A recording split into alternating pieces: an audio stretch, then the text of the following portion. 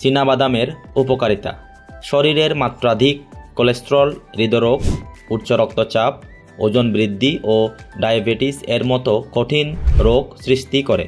বাদামের অসাধারণ কার্যকরী ফ্যাট শরীর থেকে কোলেস্টেরল কমাতে সাহায্য করে। এই বাদাম শরীরের চর্বি কমাতেও সাহায্য করে। প্রতিদিন এক মুঠো চীনাবাদাম খেতে পারেন, শরীরের কোলেস্টেরল কমবে খুব সহজে। রাতে 10 থেকে 15টি বাদাম পানিতে ভিজিয়ে রেখে সকালে খেলে ডায়াবেটিস নিয়ন্ত্রণ থাকে। চীনাবাদামের অ্যান্টিঅক্সিডেন্ট ডায়াবেটিস নির্মূলে বিশেষভাবে কার্যকরী। শরীরের শক্তি বৃদ্ধি করতেও এটি সহায়তা করে। প্রতিদিন খেলে আপনার সারাদিনের এনার্জি ঠিক থাকবে। চীনাবাদামে প্রচুর পরিমাণ B3 আছে, যা মস্তিষ্কের সুস্বাস্থ্য নিশ্চিত করে। তাই প্রতিদিন চীনাবাদাম বা এর মাখন খাবেন, যাতে করে আপনি স্বয়ংক্রিয় মস্তিষ্ক পেতে পারেন। শরীরে সঠিক পরিমাণ পুষ্টি না থাকলে রোগ প্রতিরোধ ক্ষমতা কমে যায়।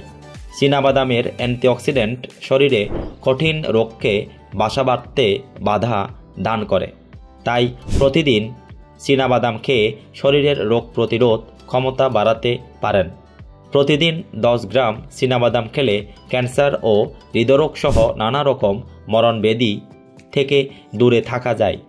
তাছাড়া এই বাদাম শরীরের চর্বি কমাতেও সাহায্য করে।